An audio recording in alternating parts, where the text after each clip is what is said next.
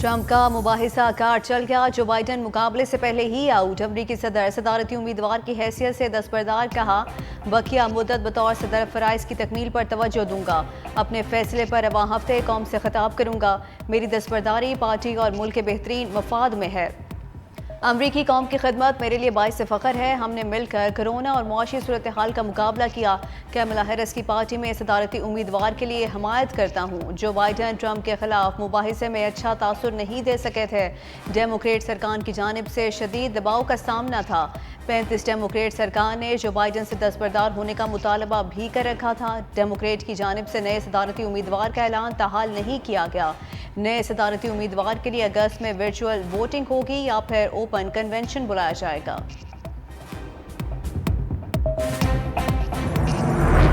German सिफारतकार की तलबी। Council खाने हमले पर शदीद एहतजाजी मरास्ता भी थमा दिया गया। पाकिस्तानी सिफारती अमले, अमारत की हिफाजत और वाक़े में मुलविस मुल्ज़िमों के खिलाफ कार्रवाई पर जोर। सीनियर जर्मन सिफारतकार की पाकिस्तानी हुकाम और अमारत की हर मुमकिन हिफाजत की यकीन दहानी। वज़ीर ख़ारिजा इसहाक़ डार कहते हैं, इंतहा पसंदों के गिरोह की जानिब से हमला किया गया। जर्मन हुकूमत सिक्योरिटी में कोताही के जिम्मेदारों का मुहासबा। वियना कन्वेंशन के तहत जिम्मेदारियां पूरी करे। मुलविस अफराद की गिरफ्तारी और कानूनी कार्रवाई के लिए फौरी इक़दाम करे। पाकिस्तान के सिफारती मिशन और अमले की हिफाजत को यकीनी बनाए। जर्मन शहर फ्रैंकफर्ट में अफगान इंतहा पसंदों ने पाकिस्तानी कौंसल खाने पर धावा बोला। पथराव करते हुए पाकिस्तानी परचम उतार दिया। पाकिस्तानी कौंसलेट पर 8 से 10 अफगान शहरियों ने हमला किया। अफगानिस्तान के परचम भी उठा रखे थे। क्या जर्मन वाक़े के बाद अफगानों की मेज़बानी बनती है? ख्वाजा आसिफ का सवाल। मीडिया से गुफ्तगू में कहा, अफगानी एहसान फरामोश हैं। पाकिस्तान इस वक्त भी 40 लाख अफगानियों की मेज़बानी कर रहा है। हमने अफगानिस्तान के लिए रूस से जंग लड़ी और अब दहशत गर्दी के खिलाफ लड़ रहे हैं। वज़ीर दिफा की तोपों का रुख अदलिया की जानिब। बोले, अदालती फैसले सियासी नहीं बल्कि आइनी और कानूनी होने चाहिए। अदलिया की जिम्मेदारी कानून की तशरीह करना है, कानून साजी नहीं। जजेस अदालतों में बैठ कर जो सियासी रिमार्क्स देते हैं उसकी आमेजिश नहीं होनी चाहिए। अदलिया के इतने सियासी फैसले हैं कि गिनती खत्म हो जाती है। जस्टिस मुनीर वाला फैसला भी सियासी था, भुट्टो साहब वाला भी। अदलिया की चपकलिश के अफसानों का जिक्र गली मोहल्लों में हो रहा है। आर्टिकल 209 तौहीन अदालत गलत फैसले देने वालों पर भी लगना चाहिए। बानी तहरीक इंसाफ के खिलाफ आर्टिकल 6 पर पीपल्स पार्टी साथ है। वज़ीर इत्तलात अताउल्लाह ताड़ का दावा। प्रेस कॉन्फ्रेंस में कहा, पीटीआई सियासी नहीं दहशतगर्द जमात है। पाबंदी के फैसले पर पीपल्स पार्टी से मुशावरत जारी है। बनू वाक़ियाब एक साजिश था। पुरअमन मार्च पर फायरिंग तहरीक इंतशार के लोगों ने की। मकसद फौज पर इल्ज़ाम लगाना था। खैबर पख्तूनख्वा हुकूमत का कमीशन मुस्तरद। बोले, बानी पीटीआई ने दहशतगर्दों को मुल्क में लाकर दोबारा बसाया। आज नताइज कौम भुगत रही है।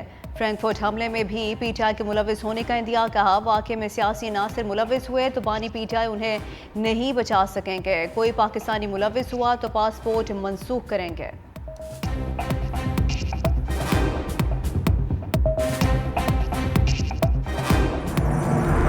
हुकूमत आने के बाद पहली जो एपेक्स कमेटी हुई थी उसके अंदर मैंने वादे तौर पे कहा था कि ये जो कुछ अपने आप को सरकार के किसी इदारे के साथ मुंसलिक करके ये जो मुसल्लह लोग कुछ अपने ठिकाने बनाकर घूम रहे हैं, मामलात में मुदाखलत कर रहे हैं, इसके ऊपर मेरी पुलिस के भी तहफ़्फ़ुज़ात हैं। और मैं पुलिस को ये ऑर्डर कर रहा हूँ कि इसके बाद ऐसा कोई भी शख्स, ऐसे अनासिर कहीं पर भी मुसल्लह तौर पर अगर पाए जाते हैं तो उनको पुलिस गिरफ़्तार करे और उनके खिलाफ सख्त कानूनी कार्रवाई करे।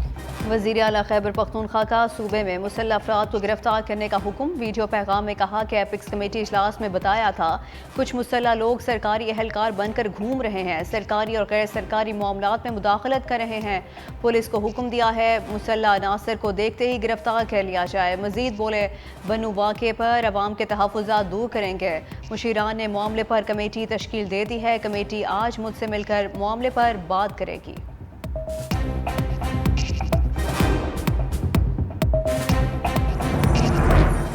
तहरीक इंसाफ से बामायनी मुज़ाकरात के लिए तैयार हैं। मौलाना फजल रहमान की पेशकश। JUI के सीनियर रहनुमाओं के इजलास की सदारत करते हुए कहा, PTI और JUI के दरमियान ताल्लुकात मामूल पर ला रहे हैं। इजलास में PTI से मुज़ाकरात समेत अहम अमूर पर गुफ्तगू। JUI ने 3 खदशात और तहफ़्फ़ुज़ात PTI के सामने रखे। दोनों जमातों में आइंदा हफ्ते मुज़ाकरात शुरू होंगे। तहरीरी मुआहिदा होने का इम्कान है।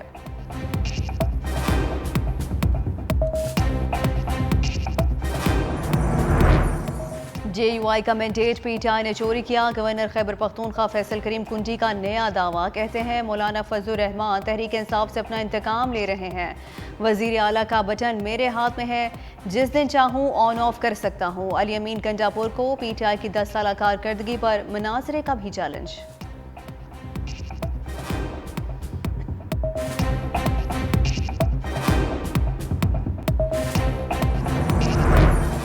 एक नाम निहाद मुनसिफ ने साजिश करके PKLI को तबाह किया। वज़ीर आज़म शहबाज शरीफ का तकरीब से खिताब। कहा, माजी में सेहत की सहूलतों को तबाह किया गया। नवाज शरीफ की क़ियादत में पंजाब के तमाम हस्पतालों में इलाज मुफ्त था। तालीम और सेहत जैसे अवामी मसाइल पर सियासत नहीं करनी चाहिए। जिना मेडिकल कॉम्प्लेक्स पूरे खत्े में मिसाली अदारा होगा। इलाज की जदीद तरीन सहूलतें फराहम की जाएंगी। मुआशी और सियासी इस्तेहकाम रहा तो मेडिकल कॉम्प्लेक्स 1 साल में मुकम्मल होगा। वज़ीर आज़म ने जिना मेडिकल कॉम्प्लेक्स का संगे बुनियाद रख दिया।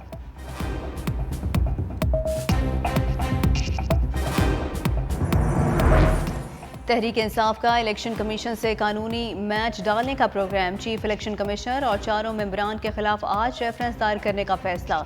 बानी PTI ने बैरिस्टर अली जफर को जिम्मेदारी सौंप दी। रेफरेंस में सुप्रीम जुडिशल काउंसिल से चीफ इलेक्शन कमिश्नर और 4 मेंबरान को ओहदे से हटाने का मुतालबा किया जाएगा। रेफरेंस में PTI से बल्ला छीनने, लेवल प्लेइंग फील्ड ना मिलने, आम इंतखाबात मुकर्ररा वक्त पर ना कराए जाने को जवाज बनाया जाएगा।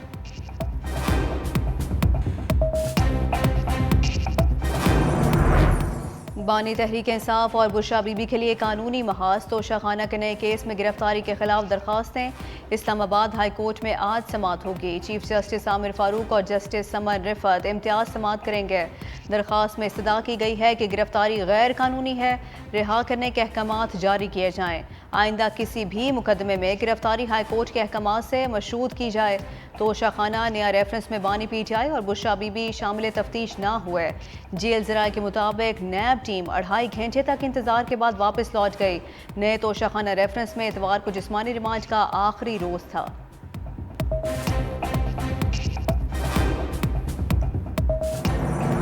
मुल्क में बदतरीन बिगड़ती हुई अमन अमान की सूरत हाल।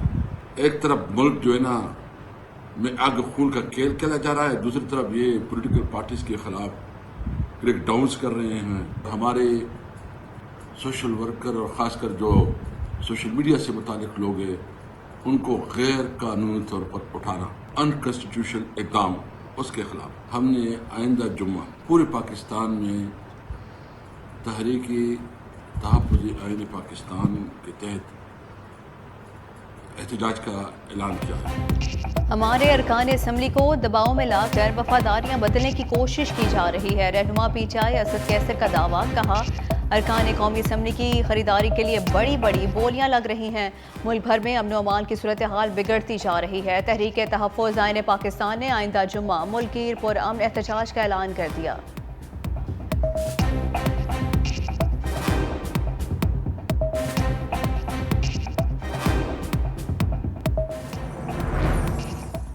बाज़ पावर प्लांट्स हुकूमत को 750 रुपये का यूनिट फरोख्त कर रहे हैं। साबिक वफाकी वज़ीर गौहर एजाज का इंकशाफ। कहा, 22 सरकारी कंपनियां कैपेसिटी चार्जेस की 48% हिस्सेदार हैं।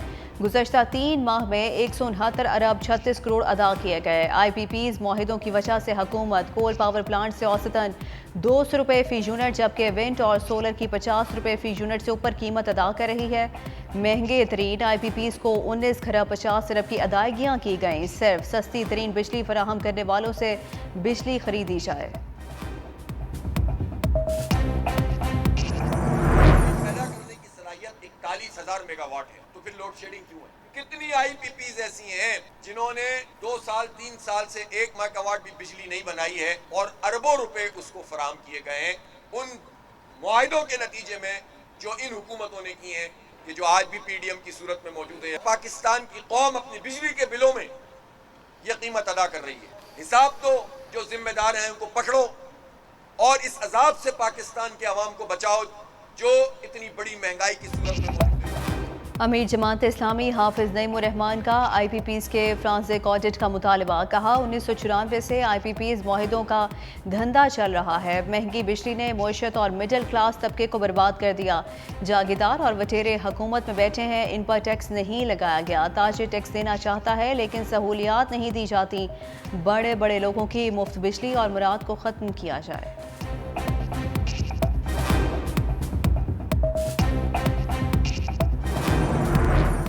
तहरीक इंसाफ में गैर फाल शफकत महमूद सियासत से भी गैर फाल। PTI रहनुमा और साबिक वफाकी वजीर का सियासत से किनारा कशी का ऐलान। एक्स पर अपने बयान में कहा कि बहुत सोच विचार के बाद सियासत से रिटायर होने का फैसला किया है। सियासत से अलहदगी वक्त और उम्र का तकाजा है। मौका देने पर पानी PTI का शुक्रगुजार हूँ। नवाज शरीफ के करीबी साथी आसिफ करमानी ने नून लीग को खैराबाद कह दिया। कहा ये वो नवाज शरीफ नहीं जिनको मैं जानता था, लगता है उन्हें बेबस कर दिया गया है। मियाँ साहब सब अच्छा नहीं, लोग बिजली के बिलों और महंगाई से मर रहे हैं। पब्लिक में आकर देखें, आपको हकीकत का अंदाज़ा होगा। नून लीग में गैर संजीदा और नालायक लोग आ चुके हैं।